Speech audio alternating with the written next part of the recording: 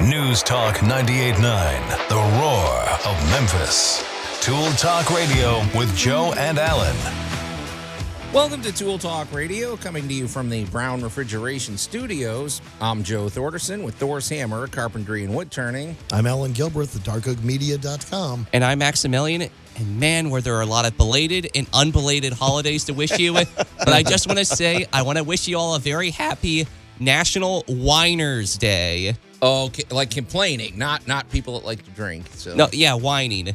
They whine to complain, like Moaning Myrtle. So you know what happened, Al? They complained that they didn't have a holiday, and eventually they got their way. So just like a kid in a grocery store, they eventually get those cookies because they won't shut up. So. What was it? To quote Sir Patrick Stewart, would you like some cheese with that wine? Okay, Whining Day. That's good. Do we want whiners contacting us? I don't know if we do or not. Nothing irritates me more than listening to somebody whine. But okay. All right, that's a pretty good one, Max. I would love to see that national celebration. What if they have a convention of whiners? What does that look like? It's called Festivus. All right, drop the mic. That's pretty good. All right, well, if you're out there whining and you're celebrating your whining, get in touch with us at the Big M Roofing and Remodeling Hotline. You can text us or call us at 901-683-0989. We also invite you to watch the show. You can do it a couple of ways. You can go to the News Talk 98.9 The Roar's Facebook page or the News Talk 98.9 The Roar's X page. And while you're on social media, I also invite you to scoot on over to the Tool Talk Radio Facebook page and check out the posts that we made up there. We made a couple of posts. Our must-have item of the week brought to us by Max. Mm-hmm. Now, how's that for a tease? Because Max doesn't usually bring in the must-have item. And I've had before. And it's as on brand as you would expect when you see what's up there. Check that out. So, and also we made a interesting post about our great moments in building history. Now, Allan, this is right in your wheelhouse. So, great moments in building history is Houston. They don't do anything small in Texas. No, Houston is just about to open the world's largest water purification plant, the Northeast Water Purification Plant expansion. I think that's what they call it. Yep. And it's basically taking. Well, we're not. I don't want to overdo it, but it's pretty interesting. It definitely has ramifications. I would say worldwide. The technology. Say what you will about the state of the world. Once we crack water purification, water management, and everything, that changes the whole global landscape. Yes. I mean, in a good way. So, folks, the future isn't as bad as some people might think. So, but this is cool. This will be a good discussion. It's a great project that has a lot of personal ramifications for a homeowner. Yeah. This is bound to start a controversy. We're basically calling this for historically terrible. Basically also calling this a point counterpoint. Mm-hmm. And I didn't really have to persuade you too much. This is one I don't know, wallpaper. Now, I can already see our interior decorators out there throwing things at the radio. I just don't like wallpaper. I'm sorry. I mean, having installed it for years and having to, worse yet, having to take it off. Maybe I'm biased because of that stuff. But well, I'm going to expand your wallpaper to wall cover. Okay. Because it's more than just paper these days. Good point. And there are a lot of pluses and a lot of minuses, so you really got to make an informed decision. Yeah. So we've got a lot to unpack with that. Absolutely. So also for listeners, well, we would love, Christmas was the last week. We would love to hear, did you get any tools for Christmas? Mm-hmm. Max, I think you got some tools for Christmas. So. Oh, man, I did. Yeah. If you got some tools for Christmas or if you gave some tools for Christmas, we'd love to hear from you and how they went over.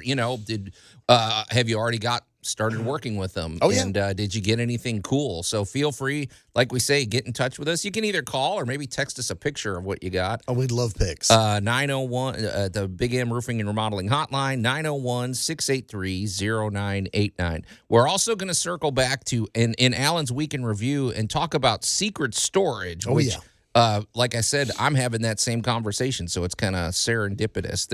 There's a lot, and I'm not teasing anymore because what's the point? You know how that works. But before we get to anything, we have got to, go ahead, Max. Okay. Go ahead and hit it, Max. You already started. That's the most foul, cruel, and bad-tempered rodent you ever set eyes on. I just wanted to hug. Okay.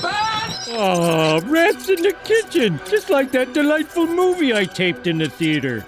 Yeah, that's our Critter Wars. Boy, what a sloppy rollout that was. Let's just get all our mistakes done in 2023, and then 2024 will be polished and perfect. So, Well, we're in that week, Joe, where nothing has to really happen. no, Let's that's true. face it. This is Hey, we're at least here. A this lot of is people the take cusp, this off. Yeah, this is cusp week. It's kind of like, it's a week out of time. That's right. I mean, a lot of radio people just take this time off. They just, we're here doing our duty. Yep. Well, Allan, we would be shirking our duty if we did not.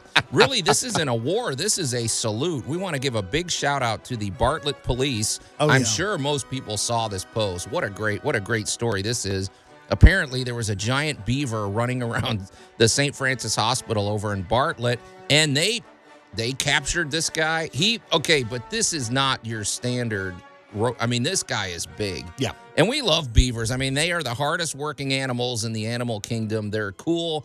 They get the job done. I mean, they are tough little creatures. So, but Allan, you are unique. You are uniquely suited to discuss this because you've dealt with all sorts of rodents. You've probably eaten every kind of varmint out there, but also you're in the medical field. And so I was kind of curious about this. Well, for one thing, I also have a call to action. One thing that's lacking in this entire article, they don't give this beaver a nickname. You said it's probably a male one, right? Oh, it was definitely a male. This thing's gigantic. This is the biggest one I've ever seen. That's a big old boar male, yes. If you've got any suggestions for what they should call this guy, just Google it. You're going to find the image. It's all over the internet. My vote is for I'm going to call this thing the refrigerator. Remember William Perry from the Bears back in the day? Or maybe the commander or something. But if you've got a good I was thinking nickname, he was on a hospital, so he was Dr. Bucky. Okay, but if you got a good name for this giant beaver, give us a call or text 901-683-0989. But Allan, okay, I guess I had two questions. If left unchecked, I mean, this thing could do some hundreds of thousands of dollars of damage, right? Oh. Medical equipment. Oh, well, let's face it. A, they are rodents. Yeah. B, they chew. Right. And they got can bite serious through teeth. a tree. Right. So, yeah, they have some very, very serious teeth. Beavers are generally kind of leave us alone kind of critters. They don't really want to. They don't really want to deal with humans. But they can't sit still, right? That's their problem. They have to be doing something. Well, it is their nature to constantly be building and taking care of things. Right. They're a lot like maintenance workers. Yeah. There's always something else to do. The other problem is they're always looking for new territories. And Memphis is blessed with a lot of water and a lot of greenery. That's true. This is like, they would love it out here. So, yeah. We got a lot of stuff. And we'll go into a little bit more when we come back about the habitat he was probably looking for, and all that beautiful landscaping out there probably pretty much looked like a buffet to him. Yeah, but he was in the hospital. Well, he made the mistake of wandering through, a door opened somewhere, and he wandered in, and next thing you knew, he was wandering up and down the halls. Happily, he wasn't really bothering anybody. He was pretty much just trying to find his way back out. He took a wrong turn. He took a wrong turn in Albuquerque. All right, but we're going to also, we got to build on the drama of this situation. Yes. So we'll do that when we come back here on Tool Talk Radio. Tool Talk Radio with Joe and Allan. This is getting out of hand. Now there are two of them. News Talk 98.9, the roar of Memphis. And notice how Max never counts himself. He's part of this. You share the blame. I am one with the board, Okay. and the board is with me. There we go. And welcome back to Tool Talk Radio, coming to you from the Brown Refrigeration Studios. I'm Joe Thorderson with Thor's Hammer, Carpentry and Wood Turning, here with my buddy Allan Gilbreth from darkoakmedia.com and our pal Max over there behind the glass. You can call or text us at the Big M Roofing and Remodeling Hotline at 901-683-0989. There's a lot of reasons to do that today. December 26th, we were celebrating a belated National Whiners Day. This is for people that like to complain and just whine and bring nothing to society. I don't know what happens when they all get together, Alan. This could be. Well, happily, they're just they're a subset of the procrastinators group. Oh, but if you're out there and you're whining and celebrating, let us know how you're doing that. Also, we're in a minute going to get back to our critter wars because we're discussing. It's kind of a funny story, but also it's something to pay attention to. We live here in the Mid-South. Beavers live here among us, and left unchecked. I mean, we love those guys. They're great, hardworking animals, but they can flood the neighborhood, buddy. So yeah, they can flood the neighborhood. In a sec, so we're gonna get to that in a second. But Alan, I was remiss. I have to give a quick shout out because I encountered a couple that really I don't think I've ever met a couple like this before. I was given a quote to somebody about some kitchen work. Her name is Margaret, and her husband's name is James. Margaret is 86. Her husband is about to turn 101. Fantastic. Great couple, real nice, fantastic. and awesome. Okay, here's the twist, though. And as Margaret puts it, she's 86 years young. Oh, absolutely. And James is he's kicking along great. He's doing really well. They're newlyweds. Awesome. They got married 3 years ago. Awesome. What does that look like, Alan?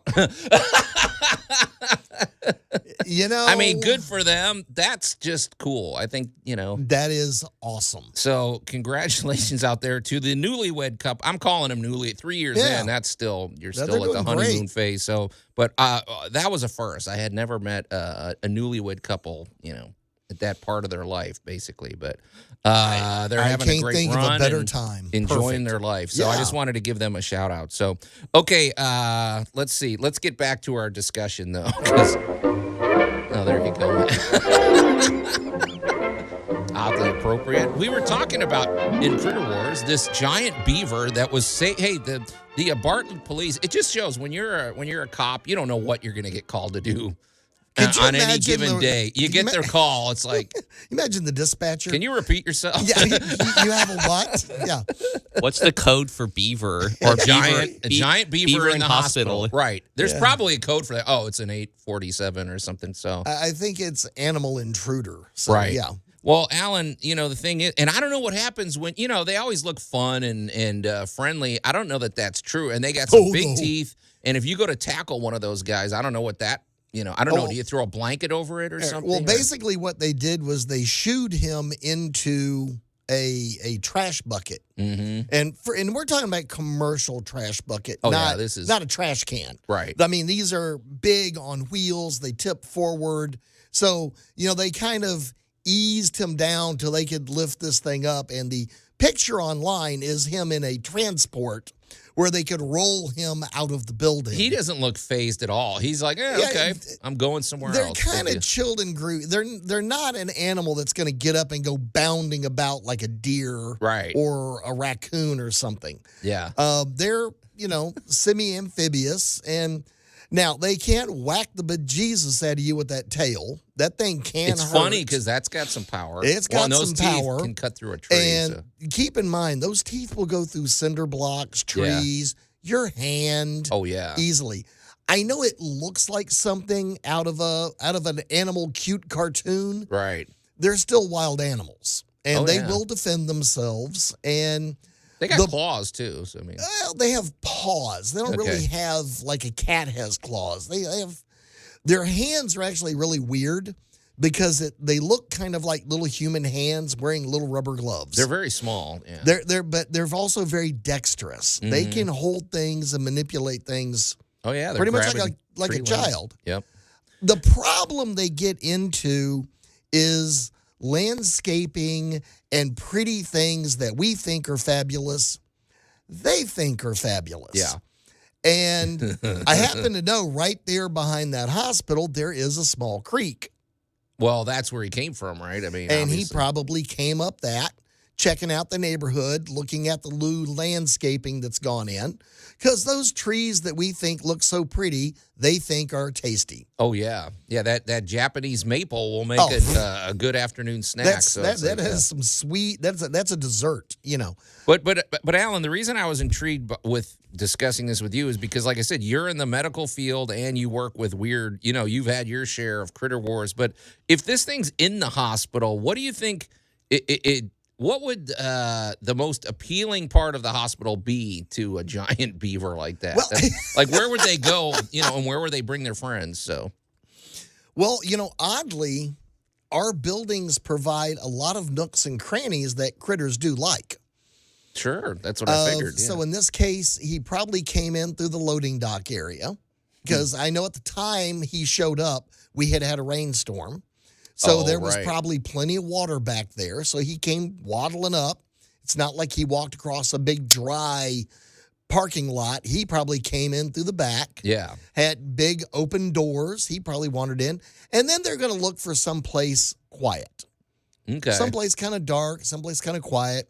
In this case, it was over the holidays, so the hospital wasn't very busy. So he was just kind of walking around checking stuff out. Okay, so he's not going into the ER or anything like that. So, Well, I thank mean, goodness. if there was an open door to it, he probably could have. But Okay. happily, somebody saw him early on in the process. And Yeah.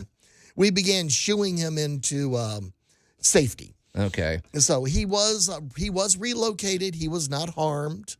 So he has been moved back out to a natural area where he can go on about his adventures without interrupting hospital operations. Well, it's a good feel-good story. Nobody got hurt. Nothing. No property was damaged. That's the big thing. Yeah. He could have done some damage if Well, it's not like the deer came running along and went crashing through the Right. front glass or something. I mean, to quote the old Thomas the Tank Engine videos, and luckily no one was hurt. Yes. It's amazing how many people get hurt in that show. But That- yeah. Okay. So all's well that ends well. So, but like we say, we're leaving this out on the table. If you've got a suggestion, because this is a cool looking creature. This creature's had an adventure. He's made his mark on the local zeitgeist, and he deserves a nickname. So if you've got an idea for a nickname, call or text us at the Big M Roofing and Remodeling Hotline, 901-683-0989. My vote is for the refrigerator. And before we put this, I'm going to tie this up in a bow. Keith actually had a contribution to the beaver discussion. Okay, talk to us, Keith. They said the reason they're ever growing in sizes are yellow or orange or brown is because their tooth enamel has iron in it. Yep. Iron is strong stuff and makes their enamel super hard. It also makes their teeth resistant to acid. Oh, now that's interesting, Keith. So I thought it was because of all the tree sap and everything. Because they are weird. They're like yellow teeth. Yep. They're huge. If you ever see one yawn, oh, they're nuts. Oh my gosh, you will gasp in disbelief. They also never stop growing, which is why they're constantly chewing.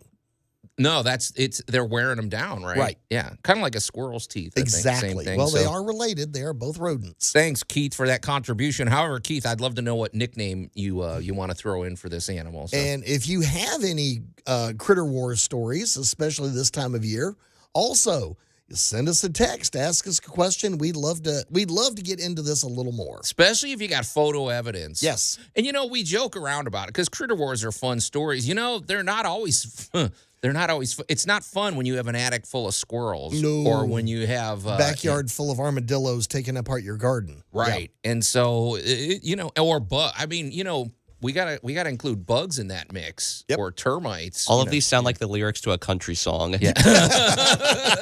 Squirrels in the attic, breaking my heart. There you go. So It can happen. But that's all fair game, and we'd love to hear from you about that. So 901-683-0989.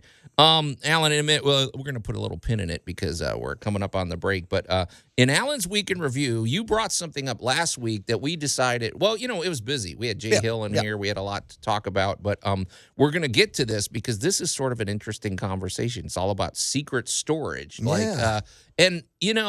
Every square inch of your house is fair game. There's nothing saying that you have to, and there's nothing, there are codes and stuff, but there's nothing saying you can't utilize it the way you want. And that's kind of what we're all about. We've had a lot of fun doing that. Yeah, and we've done it. and we are doing it now. So. Yeah. So we're gonna get into that too. And also, hey, Allan, real quick, we should remind people this show, if you miss it, you can always listen later, right? Absolutely. They can pop over to tooltalkradio.com.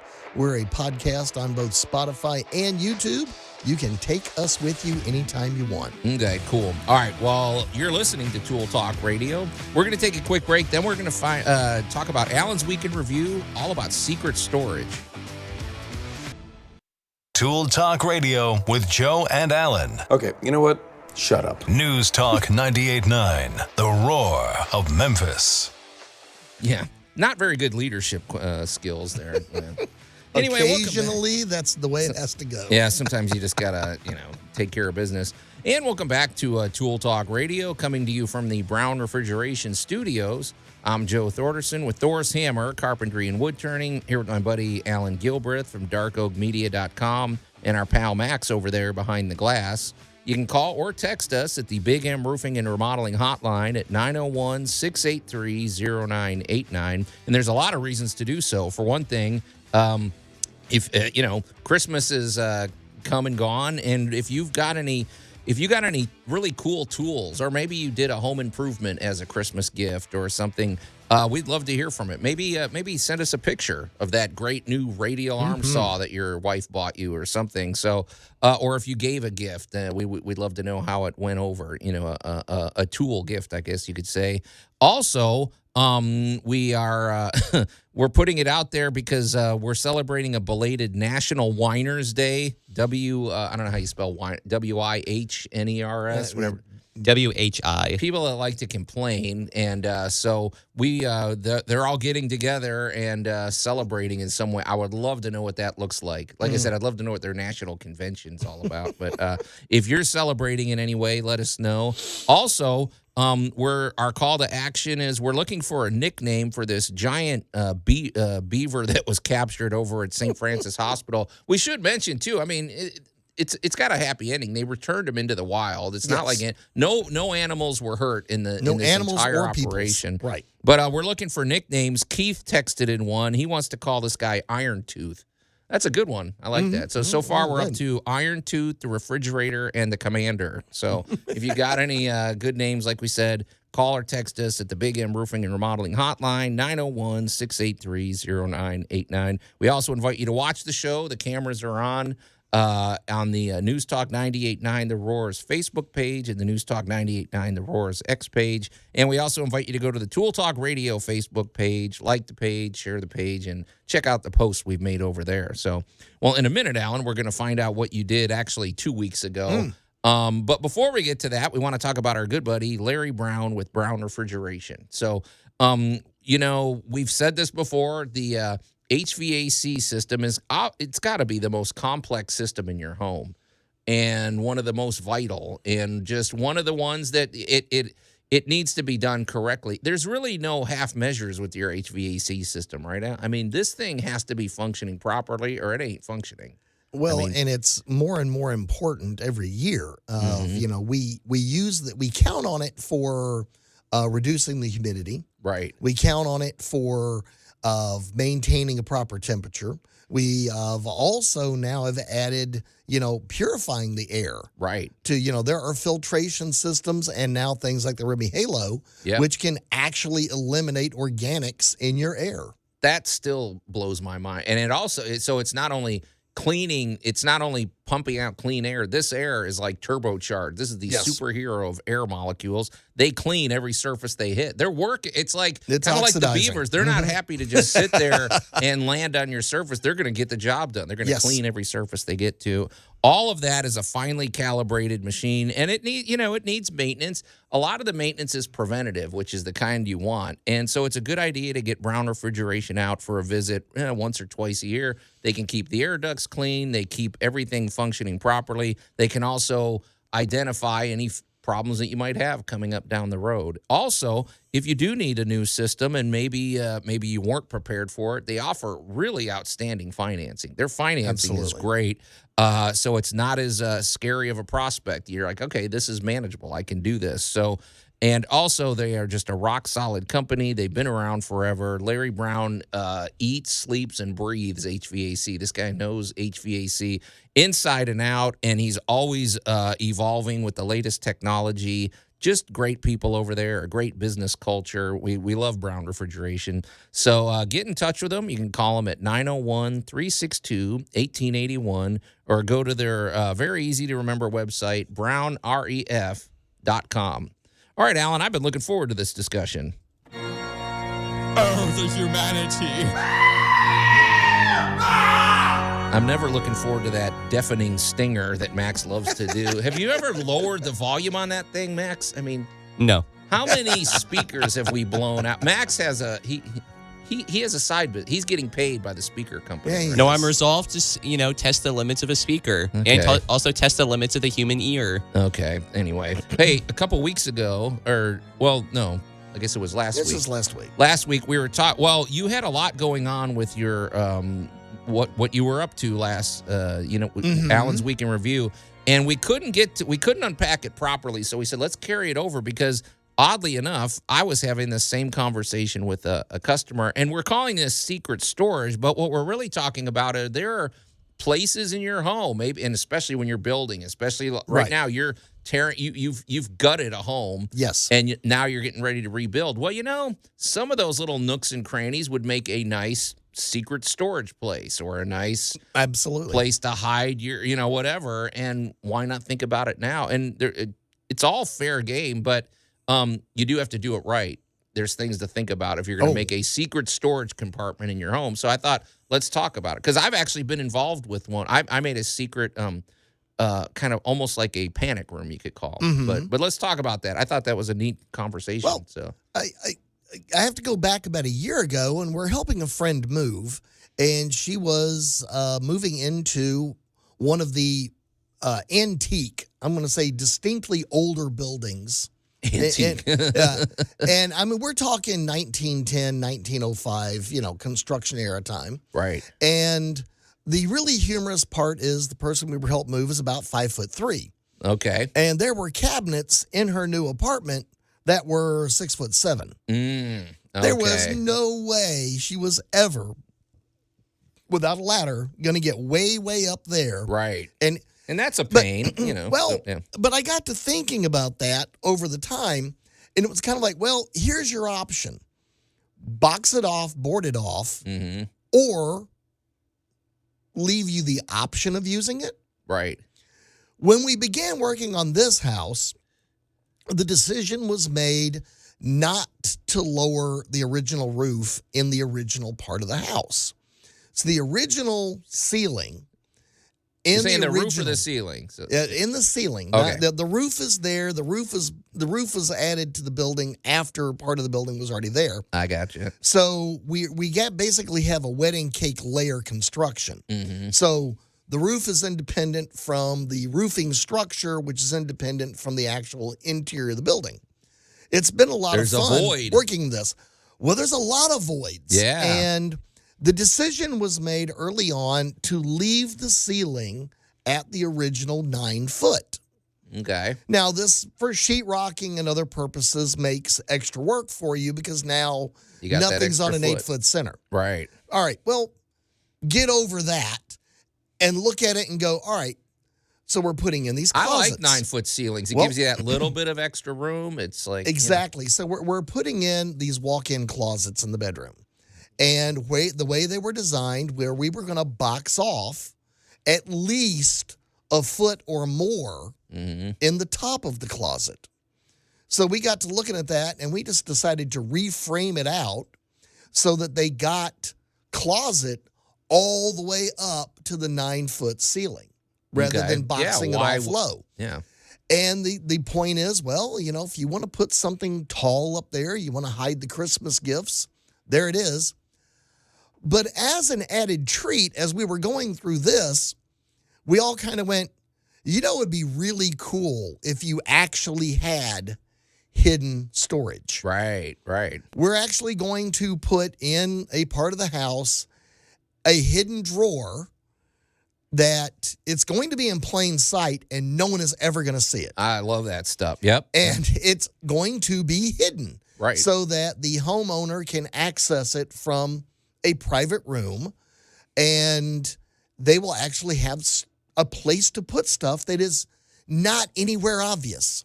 Well, because we all have those just items. Having so much fun with this. Well, we all have those items that, okay, you can't necessarily, you need it at the house, but maybe you could put it in a safe deposit box at a bank, but you really don't want to.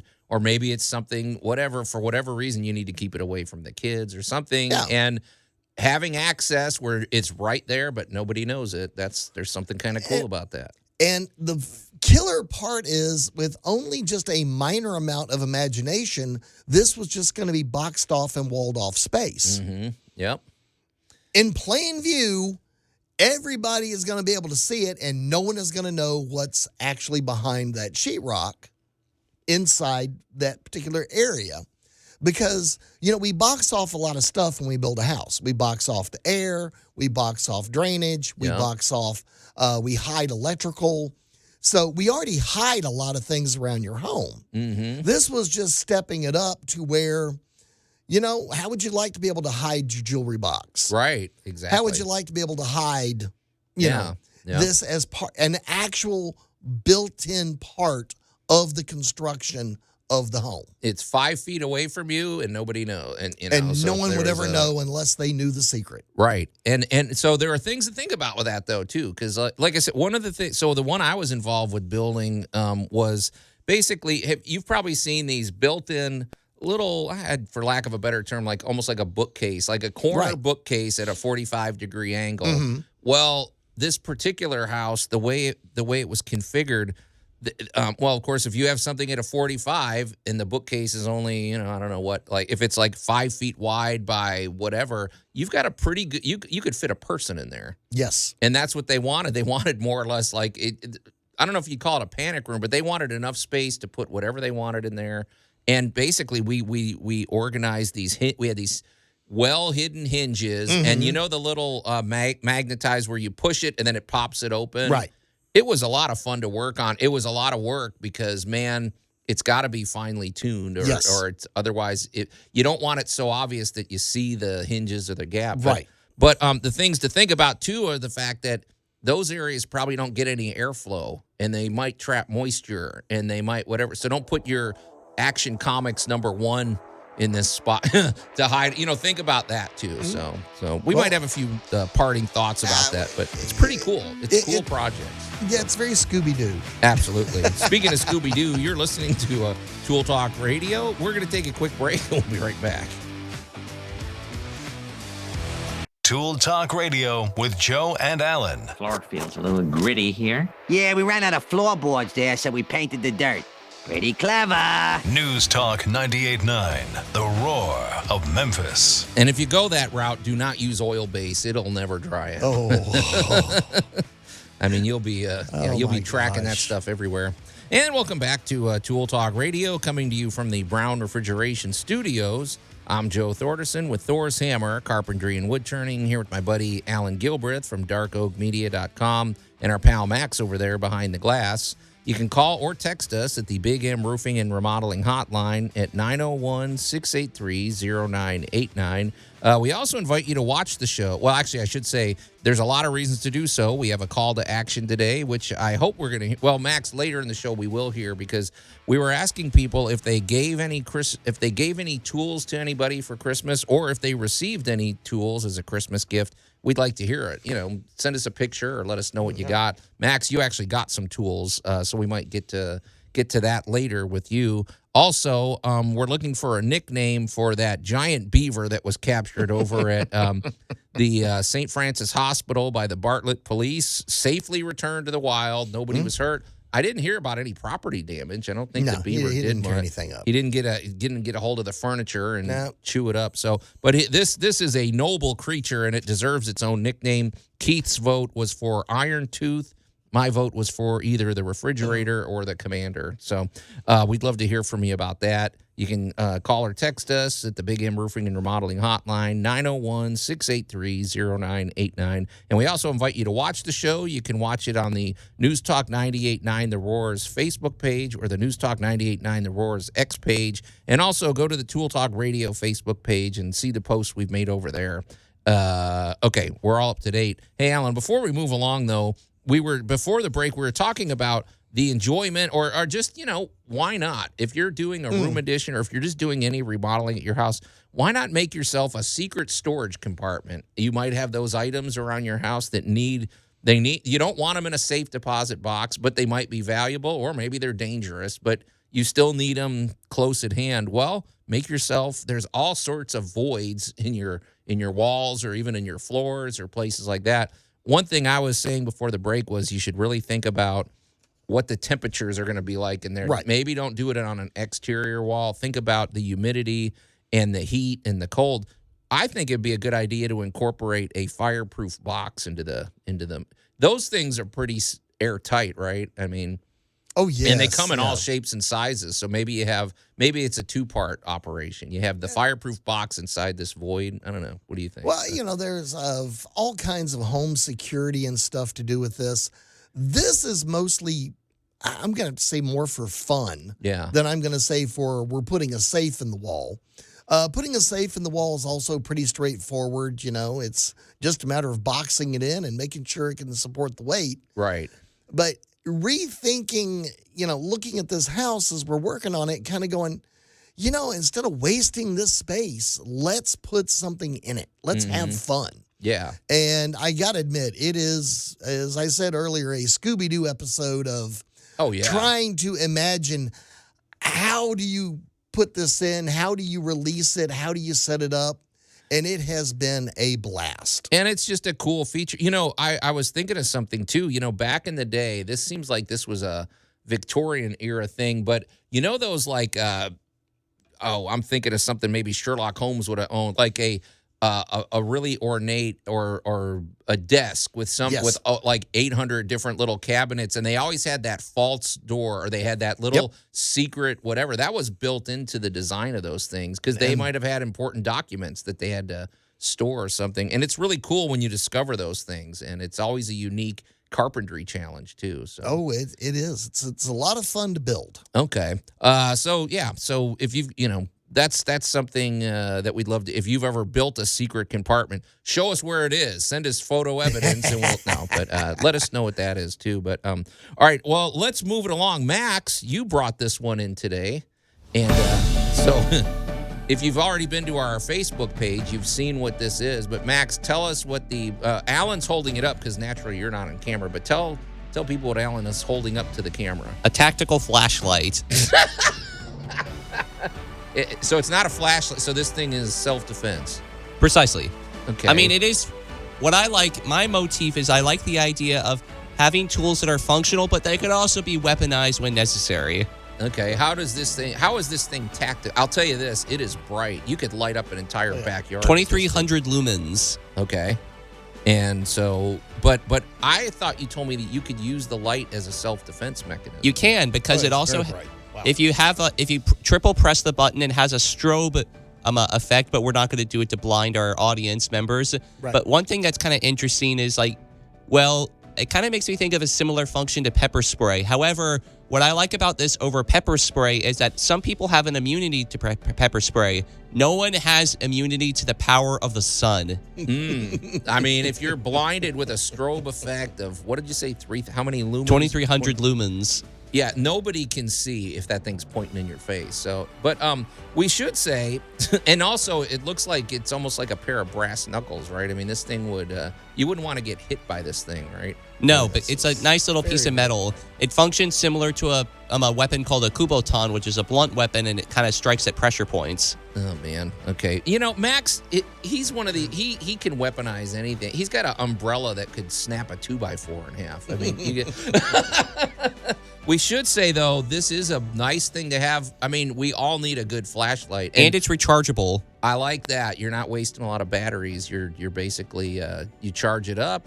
I do like the recharging. But Allan, this just goes to show that this type of flashlight would not have been possible not that many years ago, right?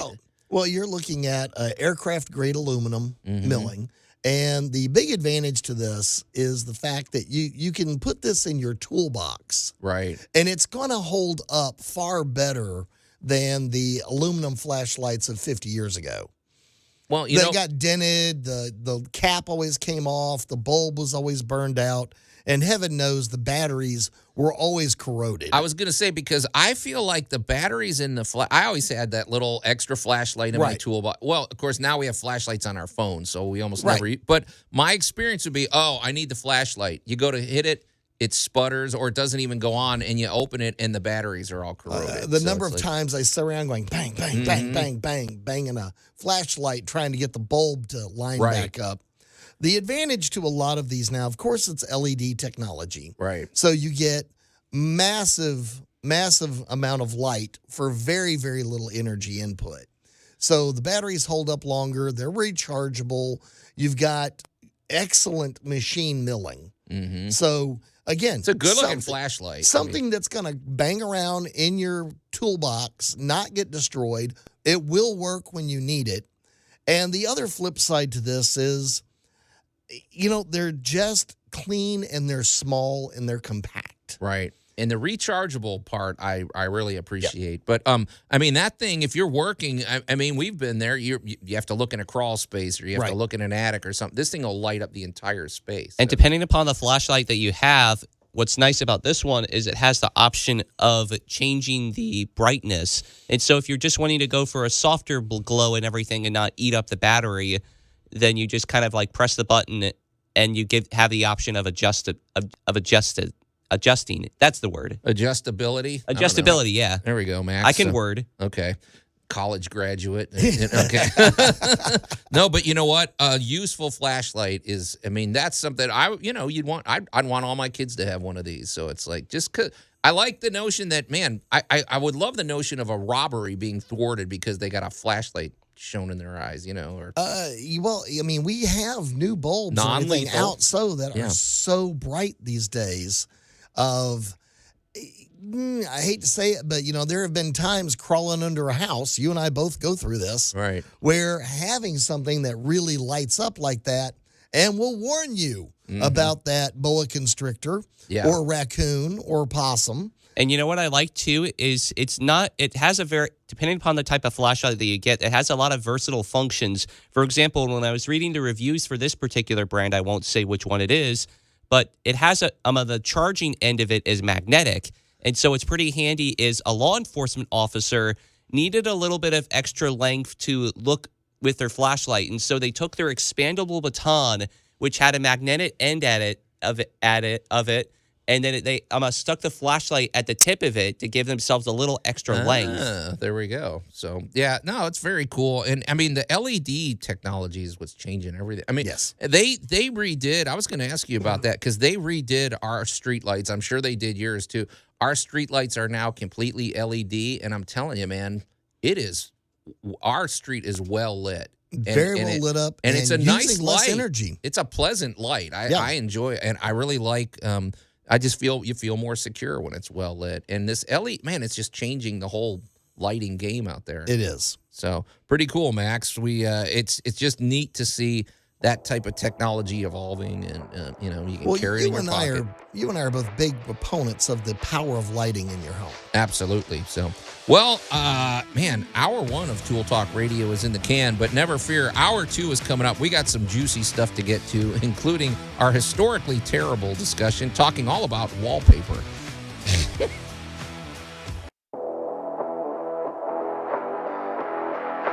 News Talk 98.9, the roar of Memphis.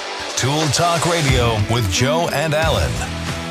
And welcome to hour 2 of Tool Talk Radio, coming to you from the Brown Refrigeration Studios. I'm Joe Thorderson with Thor's Hammer, Carpentry and Wood Turning, here with my buddy Allan Gilbreth from darkoakmedia.com and our pal Max over there behind the glass. You can call or text us at the Big M Roofing and Remodeling Hotline at 901-683-0989. And there's a lot of people weighing in today, Allan. There's a call to action. We have a few calls to action. One we haven't heard about yet, but if you got any good tools for Christmas, or if you gave somebody some tools for Christmas, we'd love to hear about it. We might be talking to Max later about that, because he got some tools for Christmas, and we'll find out what that was. We also want to know if you've got any good ideas for a nickname for this giant beaver that was captured and safely returned to the wild. He was captured inside St. Francis Hospital in Bartlett by the Bartlett police. And, hey, it's a great photo op, and it's a lot of fun. But this noble creature deserves a nickname. So Also, we were talking about secret storage, and one of our listeners, Cindy, who is sort of, I guess you could say, a storage expert, did point something out. She said, under the stairs is a really good. Yeah. There's always that open space, and a lot of times it is just a open void. There's no studs. There's nothing in the middle. So that's a great place for secret storage. So thanks, Cindy, for that recommendation. Also, Angel weighed in about our post for, we posted a picture of Max's must-have item of the week, which is a tactical flashlight. She said it looked like a mini lightsaber. So if you agree, go over to, if you want to see what she's talking about, go over to the Tool Talk Radio Facebook page and check that post out yourself. And if you want to watch the show, you can go to the News Talk 98.9 The Roar's Facebook page and the News Talk 98.9 The Roar's X page, and the show is up over there. So, well, Allan, this is bound to trigger people and hopefully stir up a lot of controversy, but let's get to it. This armor's useless. Why do we even wear it? Oh, you stink! This is the worst. I don't know. I don't purposely like to annoy people, or so. Well, I don't know. I say that, but this was, this is the time of the show where we discuss historically terrible ideas. We've discussed shag carpeting, water beds. It's funny how the 60s and 70s seem to really play a big role in this. Press board siding on the outside of your home. There's a lot of and things from way in the past too. Not just that, but houses without without fireplaces, smoking up the whole house back in the 1300s. But Allan, wallpaper. Some people, I already know. Well, I guess there goes our sponsorship from the wallpaper company. But maybe not. I've put up wallpaper. I've taken it down. I don't know. It just bugs me. Let's talk about it. I know there's people out there that love wallpaper. You may be wallpapering your house right now. So maybe this is more of a point counterpoint, but why don't we talk about what we hate about wallpaper, and then maybe let's, I'm taking a deep breath, kind of going, wallpaper is a little bit of a wrestle and a fight, in the simple fact that it really depends on where you live and what exactly we're talking about. Yeah. Of wall treatments can be paper, vinyl, types of plastic. There's also a wide variety of organics now. There's wood, there's bamboo, there's plant fiber. There's just all kinds of different things that can go up on the wall. And I think most of my problem is a lot of DIYers do this with the wrong materials. I see what you're saying. There are specific adhesives that are supposed to be used. Yeah. That are antifungal and antimicrobial and are designed to not have things growing under your paper on your wall. Okay, now this is an extreme case, but you're right. I remember it well. You remember that stuff, grass cloth? Yes. It was like wallpaper, but it had literally long things of almost like stringy grass and it was woven, and it had all this stuff. Well, if you put that stuff in a bathroom, for one thing, it collects dust, it collects moisture, it gets funky. It's hard to get off the wall. It's trapping all sorts of things you don't want. Oh, yeah. All sorts of bacteria, probably. Oh, too. yes. Oh, yes. It was a horrifying idea. Yeah. Maybe in a hallway of a hotel, properly decorated, it looked amazing. And when you went home and you stuck it in the bathroom, you just created Bug Central. and then when the people took it down, they were horrified to discover that it grew mold underneath it, and the sheetrock was damaged, and it would hold moisture against the wall. So, that's where we began getting into like a lot of mold invasions into the home. Yeah. And it's just kind of like, all right, you've got to be so thoughtful about what am I putting, where, and why. Properly done, a good wall treatment is astounding. Right. It looks amazing, and it will last for years, if not decades. Okay, I'm already waffling a little, Allan, because maybe my beef is badly applied wallpaper or badly utilized wallpaper. Because I just remember going to a home. You've seen this too. Somebody swings the door open and they put a hole in the wall, or they don't even put a hole. They just dent the wall or something. Well, if you've got just a regular sheetrock, you can patch it, paint it, call it a day, and it blends in. Well, doing that to a piece of wall, it never really works. And or if you drag a chair across the back and it scratches it. Exactly. Wallpaper is not forgiving, like with. It is not. And or some patterns, they make you almost like dizzy when you're looking at them, or they're too busy and they make you anxious looking at it. Like they don't create a relaxing, well, I mean, we in the 80s, everybody was doing wallpaper and even into the 90s and stuff. And I just remember some of it. I'm like, who picked this? And why did you pay $120 a roll for this designer whatever? And I don't know. Well, it's kind of like recessed living rooms. Yeah. We have a tendency to run like a bad kid down a hallway with a brand new pair of technology scissors. So, the 80s come rolling along and suddenly anything you could possibly want can now be made into a wallpaper and can now go up on your walls. Yeah. And people went berserk. And when you walked into that kitchen and there were dogs and duckies on every possible surface, you just went, oh, heaven help us. Yeah. I'm going to agree with Benjamin Franklin, and I'm going to say have a little restraint. There we go. Less is more of we don't need so much of it.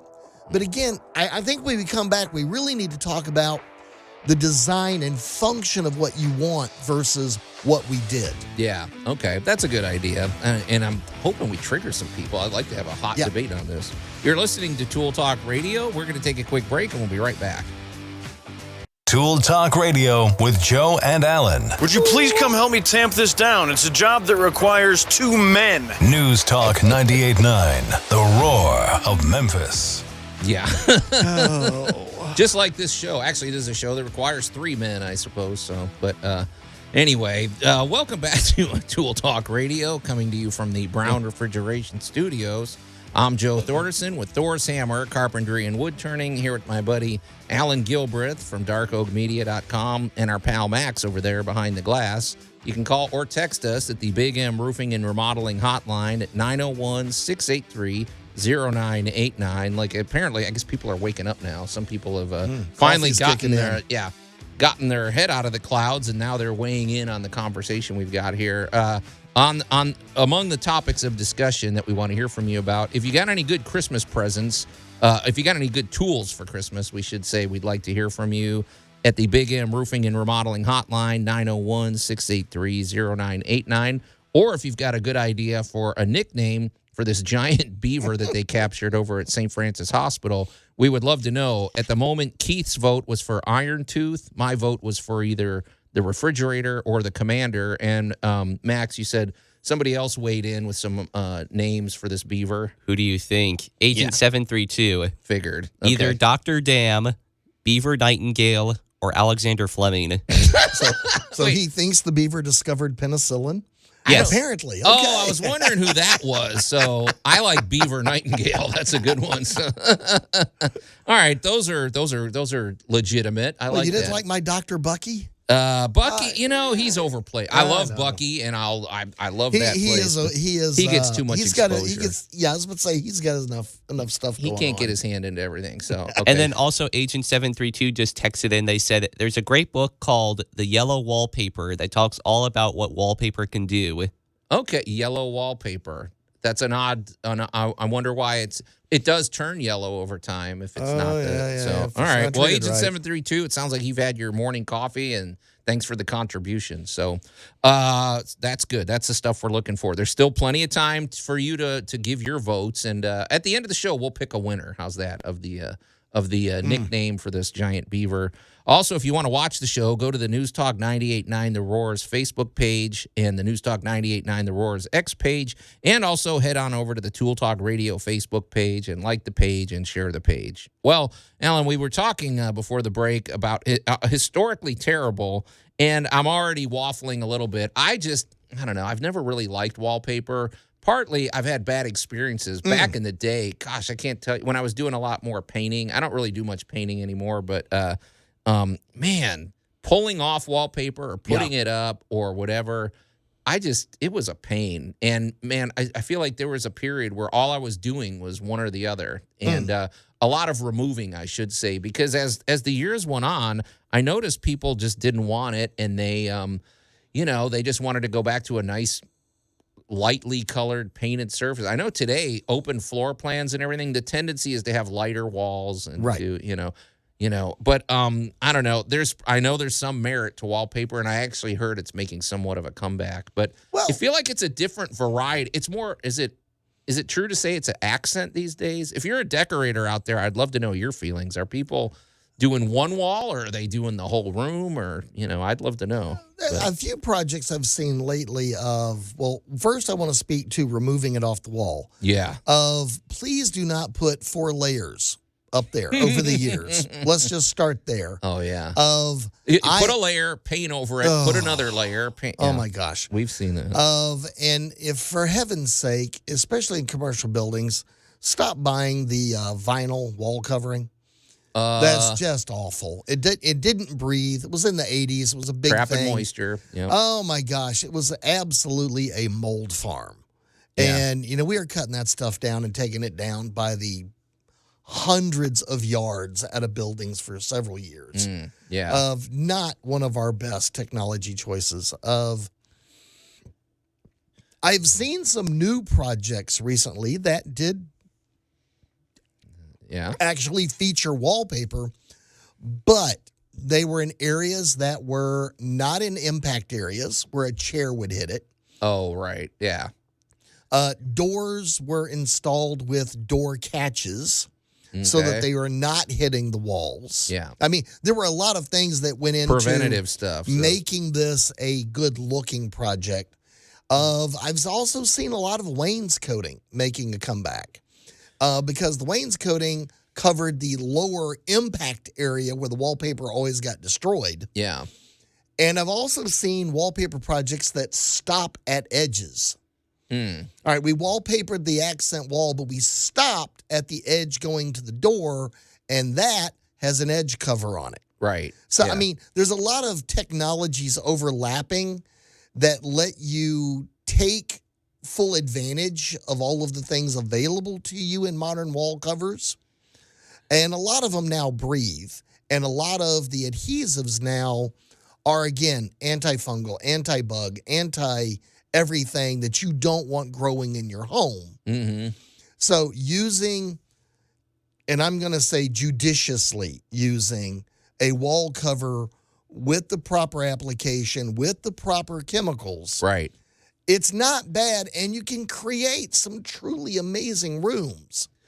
Well, and here's the new thing, and I'm not familiar. I've never even put it up, so I'm not going to pretend I know much about this, but I can imagine the technology involved for peel and stick. It's like a removable wallpaper. You put it up, you smooth it out, and if you don't like it in 3 months, you pull it off, and it just peels right off. It's kind of like, I guess, one of those stickers like you might put on your fridge and it peels out. I don't know. I don't know if it's adhesive, electricity or something. Yeah, I don't know. You seen it? Because I've been hearing about that, but I just wonder how well that would actually stick. I have no idea. I've never used it, so I'm afraid to. I think that's a newer one. I feel like you'd get air bubbles, and I feel like the corners would peel eventually or something. I don't know. The thing to remember when you put this stuff up on the wall, everything that goes up will come down again later. Yeah. I don't know. Just plain and simple. If you put it up, sooner or later, somebody's going to want to take it down. Somebody's going to want to change it. I guess, it's just a decorative. It's subjective. There's nothing, I feel like our beef is more along the lines of the practical nature of it, the functional part. The like we're saying, we're talking about moisture. We're talking about peeling it off. And I don't know. I'm always a less is more type of person anyway. And it seems like if you look at the designer trends over the last 20 years, I didn't see a whole lot of wallpaper going on. I saw a lot of lighter colors. I saw a lot of open spaces. And so, well, again, people have discovered the house needs to breathe. Right. Yeah. And again, we talk about HVAC all the time and our buddy Larry Brown and all that. And, we discover that the more you wrap it up, the more moisture you can trap in it. Right. the less the house breathes and moves. Well, if you're a designer out there and you've been using wallpaper, or if it is making a comeback, I'm speaking out of ignorance. I don't do a whole lot of painting anymore, and I don't know. I don't know. I haven't really worked with wallpaper in years, so I don't know. But I've seen a couple of new projects that went well and looked good. Okay, so I don't know. That was a weird segment because I don't know if we. I feel like I compromised my own position partway through, but I also don't like to just be a hater. But that's anyway. true. I mean, I'm not a big fan of putting it up. That's for sure. Okay, you know who doesn't? I don't believe he deals with wallpaper in any capacity, and he's probably better for it. Is our good buddy Jay Hill with Big M Roofing and Remodeling? He deals with water. I mean, you better believe he deals with the exterior protection of your home. Roofing, siding, gutters, windows, from top to bottom. So you talk about a guy that understands, keeping the water out and moisture control, all of that. So, but Jay Hill, what a dynamic businessman he is. The day we met Jay Hill was a great day, Al. You remember that? I remember it like it was yesterday. The show, yes. So met him at a home show, and he's joined the Tool Talk Radio team, and it's been going great. But Jay, if you have any roofing needs, especially, we should zero in on that. Jay is a GAF Master Elite Installer, always 5 stars with the Better Business Bureau and Good Housekeeping. And Jay works, like we said, with GAF. They have roofing systems. It's really pretty incredible technology. These systems are very smart. They look like regular shingles, but man, there is a purpose behind every part of the design, from the ridge cap vents to the edging they use, the aluminum flashing. Everything creates the most effective roof for keeping the water out and also letting your roof breathe, and which is a huge thing, which adds to the life of the roof. I mean, exponentially, you could say. Also, it makes your utility bills cheaper because when your roof is running cooler, you're paying less for utilities. And but Jay also, he's all about the exterior protection of your home when it comes to gutters and siding and windows. So from top to bottom, he's there for you. And his consultation is free. And what's great about Jay is that he's a former insurance agent, and there's a lot of times where there could be issues with damage to the outside of your home, and it may be covered by your homeowner's insurance. But trying to figure that out yourself is kind of a losing proposition. You really need an advocate. Jay is almost like your legal advocate in that regard. So get Jay over there. He can look over the situation, and if you've got a path forward and your insurance is going to cover this, man, does that save you a lot of money. It'll save you thousands of dollars. And also, when he shows up, him and his team, they get down to business. They are ready to take care of this. This is not going to drag on for months. This is going to happen quick. And it's just, they bring a real great energy. And now you've got the peace of mind of knowing the outside of your home is protected. Jay's a great dude. He's just got a really solid business. And we just love working with Big M Roofing and Remodeling. You can get in touch directly with Jay at 901-484-5645. Remember, that's his personal number. So call him at inappropriate times. That's sort of the running gag we have. Call them during the big game coming up. Middle of the ball game. Or go to their website, bigmroofingandremodeling.com. It's a pretty dynamic website, too. There's a lot to see on there. So, all right, Allan, we're going to take a quick break, but when we come back, we've got to get to our great moments in building history. This is going to be cool. It's all about purifying water. Mm-hmm. Tool Talk Radio with Joe and Allan. And now for the finishing touch. News Talk 98.9, the roar of Memphis. I like that guy. Okay, so he's ready. He's excited about getting the job done. And welcome back to Tool Talk Radio, coming to you from the Brown Refrigeration Studios. And there's probably Max is going to give you $100 if you know who that person was. No, I guess No, he's not. Somebody will Google that. He hasn't got $100. That is a deep cut, Max. You can call wait, let me start over. I'm Joe Thorderson with Thor's Hammer, Carpentry, and Wood Turning, here with my buddy Allan Gilbreth from darkoakmedia.com and our pal Max over there behind the glass. You can call or text us, like a lot of people have been doing today, at the Big M Roofing and Remodeling hotline at 901-683-0989. There's too many things to recap. If you've been listening all day, you know what we're looking for. Call us or text us there. We can't just reset the table every break, Allan. But get in touch with us about, anything. And also if you have a home improvement question too, 901-683-0989. We also invite you to watch the show. There's two ways to do that. You can go to the News Talk 98.9 The Roar's Facebook page or the News Talk 98.9 The Roar's X page. And also we invite you to go to the Tool Talk Radio Facebook page and check out the posts we made over there, including the post that we're about to discuss right now.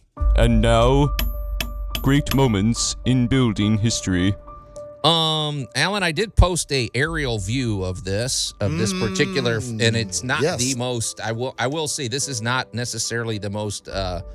Artistic or beautiful looking thing, but what they're doing is beautiful and it's very useful. And I feel like there's going to be ramifications all across the planet in a good way, all about water treatment. And so what we're going to talk about today is it's opening shortly. It is about to become the world's largest water treatment plant. It is the Northeast Water Purification Plant in Houston, Texas. And, they never do anything small over there. No, not at all.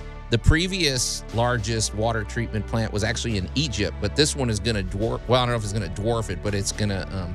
At the moment, right now, their treatment facility can process 80 million gallons of water, clean drinking water, every day for the city of Houston.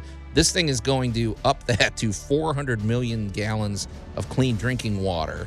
Yes. That is unbelievable. Yeah. But what's neat about this one, we're going to talk about this, is where they're getting the water and what it's going to do to. I mean, water management is really one of the keys to civilization. Let's face it, you don't have a civilization without clean water, and also where that dirty water goes, what you do with it, and all of that. But this is cool, Allan. This is actually a pretty exciting topic to talk about. So. And this is your old stomping grounds. I mean, it is indeed. Texas. So let's talk about this water purification plant. So, well, let's face it, water is life. Sure. I love this one show they have on TV called Homestead Rescue, and it shocks me the number of people that will move out into the woods and have no water. Oh. Yeah, we got everything lined up. No water. I mean, that is like a theme of every single show. It's like, all right, the guy gets there and goes, let's talk about your water. Okay. All right, for those of you listening to us around the world, and I do actually mean that because we have listeners from Norway to New Zealand. That's true. They check us out on ToolTalkRadio.com. Yeah. Memphis is spoiled. We don't really appreciate this because we are spoiled. Man, we have what are known as artesian wells. We have a Navarro sand system that starts a few counties across the state away from us. And when the water falls there, it is absorbed into these sandbanks and is purified a couple of thousand feet underground as the water moves through the soil. Mm-hmm. And the one thing people don't really appreciate is the amount of water in the ground. Bingo. Because I think that's going to be the future is managing what happens underground or maybe leaving it alone or something. Well, but yeah, there's a lot. There's rivers underneath us. There's giant lake. Maybe that's where sinkholes come from. That is exactly right. Yeah. If you drive east from here and you get on Interstate 40, one of the world's most famous highways. Yeah. And you drive, let's say, like you're going to go to Chattanooga. Mm-hmm. As you're driving through those mountains and hills, you'll notice water literally coming out of the rock. That's it. I know exactly what you're talking about. It's a sunny day, and you're like, why is there water pouring between the gaps of these Why do I see rocks? A waterfall? Right. Or better yet, this time of year, why do I see an iceberg hanging outside of a mountain? Right. Okay, I say all of that to come back to water treatment. Right. Because that's natural water treatment right there. Exactly. But we, being our lovely little human selves, create a lot of unnatural water, a.k.a. water that's been through your dishwasher. Sure. Well, when you ran the dishwasher, did you just turn it on? Yeah. So No, what'd you do first? Wait, what are you talking about? You ran the dishwasher. You ran it this morning or last night. Okay. Did you not put a soap packet in it? Oh, right. Yeah, so there's chemicals, there's Do you have grease, the little tiny bowl man in your toilet? Yeah. Do you have... So we make a lot of unnatural water with a lot of chemical components. Yeah. Soap, everything. So, soap, chemicals and a lot of things. The other thing that happens is we create a lot of unnatural water with our lawns. Yeah, that's true. All the fertilizer. And bug killers and all that kind of stuff. So, well, now we've got a lot of water that we really can't use, but it's water that we need. Yeah. Yep. I mean, what do you do with it? Right. You know, we used to just, I will pick on of London. You know, they used to just, kind of hope the brown water went away. And it doesn't. Send it downriver to your enemies. Yeah, send it downriver to the next guy. Right. So water being this important, water being so crucial, here Houston has come in and they are putting in a water treatment plant that is just tremendous. And they are bringing in pretty much every form of water purification technology all under one roof. Right. I mean, they were talking about the revolutionary intake pumps. Okay, my math, they're going to increase their water output by 500%, right? I mean, that is 5 times the, yes. That's a pretty big undertaking, And I mean, they said this pipe that the water is going to flow through, you could drive a car through. It's like a 108-inch pipe and everything like that. And here's what one of the features I found with this whole system, Allan, is they're saying one of the important factors, they're trying to avoid using groundwater, which I'm assuming is, like you're saying, underground water, or they're using surface water. And because that's the water, like you said, that's got all the impurities. That's sewage. Let's talk about, let's just face it. This is water. If you can find a way to reuse it, kind of reminds me of Star Trek on the Enterprise. How they had to reuse every drop of water. Or it makes me think of the still suits from Dune, where they use every single thing and circulate it throughout the body. You can even re-drink it. Yeah, I mean, this is where we're going. It's not that far-fetched anymore. But by using surface water rather than digging and mining and whatever, it changes. For one thing, it increases. They said this is going to help against flooding, which I'm sure there's reasons for that. It's going to help because it's going to help. Well, for one thing, recycling is always a good thing, And it is. And also water management. I like the notion of how it avoids flooding. How does it avoid flooding? Because I mean, it makes sense to me, but people may not put that together. Okay, well, here's what we're going to be looking at. They dealt with flooding out in Houston. So. Houston, Memphis has a lot in common with Houston, Vicksburg, New Orleans. We are a city that has a lot of water management. Mm-hmm. And we don't really think of it that way. But 100 years ago, Memphis was, the home of all kinds of terrible plagues. Sure. I mean, we had yellow fever, mosquitoes, and swamps. But Memphis has more or less been managed and drained. Houston, being a very low-lying city like New Orleans, is very sensitive to pushback from ocean water. Right. And there's also the massive Lake Houston, which is very similar to Lake Pontchartrain. I was wondering how big Lake Houston is because they said they're getting water from there too. Lake Houston is pretty big, pretty impressive. Okay. I mean, it's not an inland sea, but it's big. Okay. So here you have all of these areas that are at relatively low heights. And Memphis being on bluffs, we're kind of out of this part of the program. But letting too much water accumulate at the surface is flooding. Right. So if we have an effective drain system that is now capable of handling up to 500% more volume, now flooding is a much less serious issue. I remember living in Houston, the street I lived on the regular flooded, like 2 or 3 times a summer. Right. Because there was water, there was a huge bayou outlet right at the end of my street. Sure. So, having high water was nothing new growing up. This gives you a place to actually give it somewhere to go. Right. It can process the water. And then plus it's not just because, the basic idea is if it was flood water or something, they just got to get it out of there. Well, they're sending it somewhere.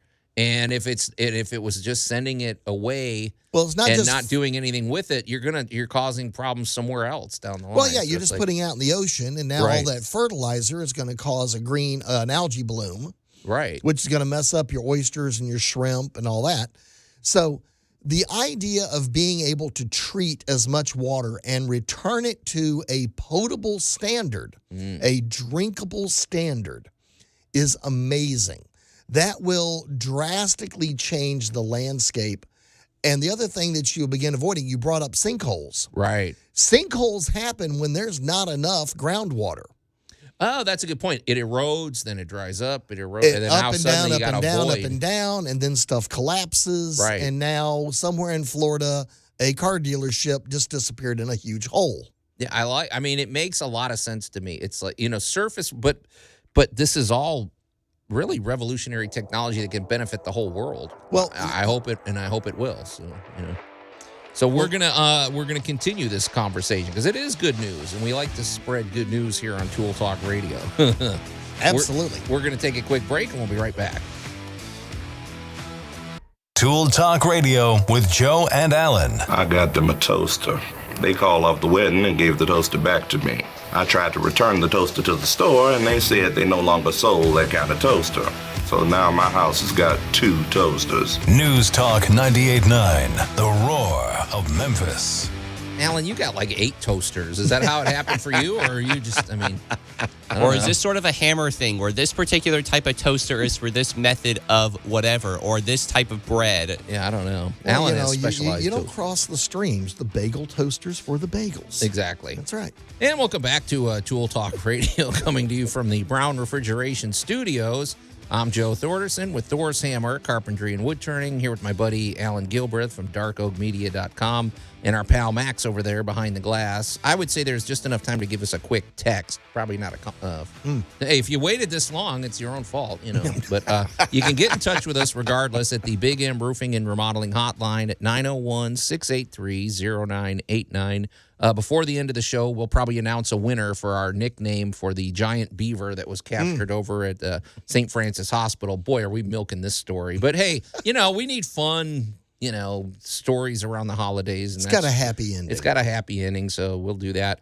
Also, if you want to watch the show, really, and also I should say you can watch the show anytime. If you want to just, if you're driving around right now and you obviously can't watch the show, you can go back anytime and scroll through, watch any of the past shows you want at the News Talk 98.9 The Roar's Facebook page or the News Talk 98.9 The Roar's X page. And we also invite you to go to the Tool Talk Radio Facebook page and like the page and share the page. So in a minute, Allan, we're going to get back to our great moments in building history, which is a modern, we're saying history. I mean, this thing is actually opening shortly. It's opening in 2024. I think it's doing a soft opening now. It's functioning now, but it is the Northeast Water Purification Plant in Houston, and it is really revolutionary water purification technology happening, and it's gonna have ramifications across the globe in a good way.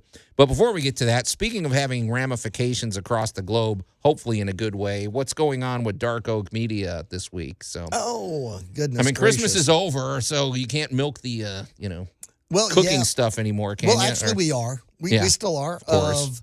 The big hit right now is the 12 teas of the holidays. So, we got one of those advent calendars with a different tea for every day. You're not singing that song, are you? No. Set to tea. Okay, good. I don't want to hear that. If you want to watch my friends get punchier as they go from tea to tea to tea, why would they be getting? What are you putting in this tea? It's just a different tea back to back. So bless their little hearts, they had to try 12 different teas in a row. It gets pretty humorous. Is one of the episodes called "In a Partridge in a Pear Tea"? Oh, there you go. Thanks, Max. Okay, wait. Sorry, but how do you clean your palate after drinking tea so you get a fresh? Well, you take a sip of water, and then you hope you don't. Then the next one hits. I don't know. Okay, go ahead. All right. I'm no authority on tea, but it seems like it is pretty funny. So you get to hang out and watch that. They can pop over to Dark Oak Media on YouTube, or they can pop over to, of course, they can go to Tool Talk Radio or even Geek Tank Radio for that matter. Okay. And get access to the YouTube channel. And again, folks, they can take us with you. Listen to years of content. I mean, what the heck? It's there. We've been there for a while. We're getting close to 6 years of doing this stuff. Wow. Alan, so can you imagine that? All right, that sounds good. And as long as we're doing shameless self-promotion, I just want to say that I'm back. I'm feeling great, Alan. I'm so glad I got that surgery done. I had minor surgery done that I really have needed for like 5 years. Yeah, and, you've been open. Something didn't die. And I'm excited about some future projects involving, I'm going to work in most parts of the home now. I've been mostly specializing in the outside of your home, but I mean, there's a lot of interior projects that are cool. Yeah. So mostly carpentry. That's kind of what I lean towards. But if you need a room addition or a deck or a patio cover or a pergola or something interesting, I still would love to do something like a big art piece in the back of your yard. If you want to recreate Stonehenge in wood in the back of your yard, call me. I would love to tackle that project. But anything interesting made out of wood, or if you have any interesting carpentry projects for your home, I would love to work with you. You can call me directly at 901-921-7105 or go to my website, thorshomes.com. And you'll probably be surprised when you go over there about some of the things that I've posted. Also, I just want to mention that you might think, oh, well, gosh, this guy's, he's got a radio show and all this. I bet he's really expensive to hire. Au contraire, my friends. I have very strategically positioned myself with the overhead that I have for my business to operate really efficiently. A lot of times I'm not the lowest bid, but I come in pretty competitive with my bid. So nothing wrong with that. Yeah. So get in touch, 901-921-7105. All right, so, Alan, we've been talking about the Northeast Water Purification Plant expansion, I should say. This is upgrading. They basically took a water purification plant in Houston, Texas, where the capacity currently was 80 million gallons of water a day, and shortly it's going up to 400 millions of gallons of water daily. Also, they're changing where the water is coming from. This is not just water that they're digging out of the ground. You talked about something very interesting. You talked about sinkholes being caused by, it's not just a continual flow of water. It might be the water flows, then it dries up, and then you suddenly have these underground voids and things like that. Mm-hmm. Well, if you're not relying on groundwater, you can let the water do its thing naturally underground and let it, and not just drill it out of the ground or things like that. And all of these things, if we could do this globally, I mean, there's a lot of countries, that's one of their biggest challenges is getting clean drinking water. What if we could tackle that problem? That alone would be revolutionary. Well, when you think about the amount of water we convert from usable to non-usable, it's staggering. So we're talking about 400 million gallons per day. Right. As somebody once put it, they goes, if you want to think about water and the magnitude, think about cities like Dallas or Atlanta or, these, big cities. Think about someplace like London and think about halftime during the Super Bowl. You always bring that up. How many people went to the potty, in the first 5 minutes after the game stopped? Right. You start thinking about someplace the size of L.A. Or, again, Los Angeles, Atlanta, New York. These are just staggering volumes of water that we really can't afford to waste. No. And so you get into places like California or Colorado who has a less reliable water supply, and they are also investing heavily in this. We need to keep every drop of water we can get our hands on. Well, I lived in San Diego, and when I lived there, the water that we got came from like the Colorado River. So it came, hundreds of miles away. Right. It was not something you even drank with. I always bought water from the store, and I hate to say it. It's just what you did. But if they could tackle this, because even California, they produce groundwater. If they can capture that and if we can reuse that. Right. If we can keep captive water, if you wish to call it that, in circulation, that reduces our need on the other natural resources. I was curious because I was looking over this article and it was talking about the part of the revolution with this is the new intake pumps. Well, because there's only so much water you can run through a system at a time. Well, if you just improve that capacity by 500%. That's revolutionary. But also, awesome. There is purification technology. I want to say I even thought there was something involving infrared light. Am I wrong? Yes. So what are the different purification techniques that they're using that they didn't have before? Because that's that's something that might wind up in our home in a few years. But. Well, these things are already in your home. Okay. All right. Well, your easiest one is activated charcoal.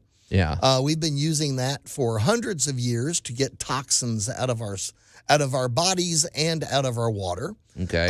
You have reverse osmosis, which is passing water through a semi-permeable membrane, aka the membrane will let water pass through, but nothing else. Oh, so it there has you to go. be the size of water or less. Now we have added lasers. We've also added, we were talking about the Remy Halo, the UVC capability. Right. In my fish ponds, I have UVC filters that kill organics and keep my fish ponds nice and clear and from being all algae covered. These are, in the last 20 years, innovations that are making huge strains forward. Because now you could have your settling pond and have all of the wonderful organics in full activity, removing the waste in the water, converting the waste to something else, or trapping it. And now we have a way of eliminating those organics so that we can get back to having the pure water. It's pretty cool. And I mean, this is a story we're definitely going to be following with great interest because it's not just Houston now. It's going to be, this is going to be worldwide. And this is a lot of places, yes. Yeah. But pretty cool. So hats off to the people of Houston, the Northeast Water Purification Plant. So, hey, Allan, I know I said that. I think we'll save this for next week. We're gonna gather together. We're gonna vote on our favorite nickname for this giant beaver, and we'll announce the winner next week. How's that? Sounds like a plan. All right. Well, you've listened to another unusual episode of Tool Talk Radio, but it's time to get out of here. So, on behalf of my buddy Allan Gilbreth and our pal Max over there behind the glass, I'm Joe Thorderson. Thanks for listening. Happy New Year, and we'll see you in 2024.